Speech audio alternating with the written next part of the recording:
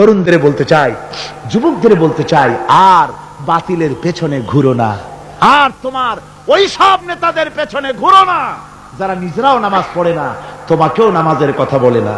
ওরা নিজেরা মিথ্যা কথা কয়, তোমরা টের পাও না? কি বলেন, টের পাওয়া যায় না? মারামারি করে নিজেরা আর বদনাম দেয় অপরের উপরে। চোখের সামনে যারা এরকম পারে, চোখের সামনে যারা এরকম পারে, তাহলে রাত দিন 24 ঘন্টা তাদের আমলটা কেমন? এদের পেছনে ঘুরে কোনো লাভ নাই। কোনো লাভ আছে? হ্যাঁ, একটা লাভ আছে। সেই লাভটা হচ্ছে টাটকা কিছু সুখ পেতে পারো, কিছু মদের টাকা, কিছু হোটেলের টাকা, কিছু পরের মেয়ে নিয়ে ঘোরার টাকা, কিছু ভ্রমণের টাকা, কিছু অস্ত্রপাতি, কিছু ত্রাস সৃষ্টি করা। আর ত্রাস সৃষ্টি করবা, কয়টা অস্ত্রের মালিক হইছ? যুবক, তরুণ, বিপদগামী তরুণদের বলবো, সরকার অননুমোদিত অস্ত্র যাদের কাছে আছে, শুনে রাখো, এই অস্ত্র কাউকে ক্ষমা করে না।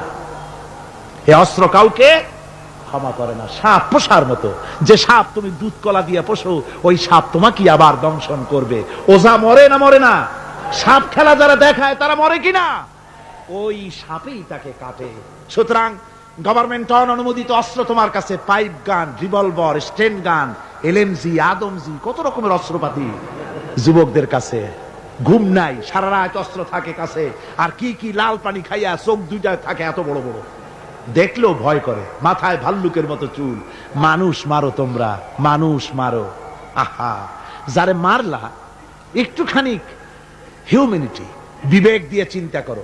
যাকে মেরেছ, ওই রাত্রে তার বাড়ির কাছে যাও, ওই রাত্রে গোপনে তার বাড়ির কাছে গিয়ে দেখো তার মা কিভাবে তার সন্তানের জন্য কাঁদতেছে, মায়ের কোলটা খালি হয়েছে বলে কিভাবে কাঁদতেছে, তার বাবা কিভাবে কাঁদতেছে, তার বউ থাকলে কিভাবে ছটফট করতেছে, তার কলিজার টুকরা সন্তান থাকলে কিভাবে আব্বা আব্বা বলে কাঁদতেছে। যারে গুলি করে মেরেছো, একবার বাড়ির কাছে গিয়ে কান পাচা শোনো। মনে রাখো যুবক, সন্ত্রাসীরা, শুনে রাখো, অস্ত্র দিয়া মানুষকে যারা মেরেছো, আল্লাহর কসম করে বলি, যেভাবে মেরেছো ওইভাবে তোমাকেও নিহত হতে হবে, কোনো সন্দেহ নাই। বাড়িতে গিয়ে ডায়েরিতে লিখে রাখো আমার কথা। থামুন, বাড়িতে গিয়ে ডায়েরিতে লিখে রাখুন, ডায়েরিতে লিখে রাখো, যদি তুমি কাউকে হত্যা করে তার বউকে যদি বিধবা বানায় থাকো, তোমার বউ বিধবা হবেই, কোনো সন্দেহ নাই। তুমি যদি কারো ছেলেকে এতিম বানায় থাকো, তোমার ছেলেকে আল্লাহ এতিম বানায় রাস্তায় ভিক্ষা করায় ছাড়বেন।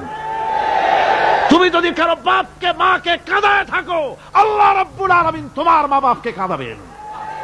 তুমি যদি বেয়নটের খোঁচা দিয়া, ড্যাগারের খোঁচা দিয়া একটা মানুষকে যদি বুক ফেড়ে থাকো, তোমার বুকটা ঝাঁঝরা করে দেওয়ার মতো অস্ত্র আল্লাহ তৈরি করে রেখেছে। বিশ্বাস করো, বিশ্বাস করো। অননুমোদিত অস্ত্র থানায় জমা দিয়ে দাও, মসজিদে ঢোকো, নামাজ পড়ো, চরিত্রবান হয়ে যাও। তোমাদের প্রতি আমার উদাত্ত দাওয়াত, আমার বুক ভরা দরদ। তোমাদের বিরুদ্ধে আমাদের কোনো বিদ্বেষ নাই, হিংসা নাই, আছে কলিজা বড় দরদ। দেখতে পাচ্ছি জাহান্নামের দিকে যাচ্ছ। এ পথটা কোন দিকের পথ? যারা বলেন কোথার পথ? ওই নেতাদের পিছনে আর চলো না, তওবা করো। ওই নেতাদের পিছনে আর যাবে না যারা তোমাদেরকে টাকা দেয় আর অস্ত্র দেয়, যারা তোমাদেরকে মদ দেয় আর নারী দেয়, ওদের পেছনে আর চলবে না। ওয়াদা করো। যুবকরা কি পারবে ওয়াদা করতে? ওই সব নেতাদের পিছনে জীবনে আর যাবে না। ওয়াদা করতে পারো? হাত উঁচু করে দেখাও যুবকেরা।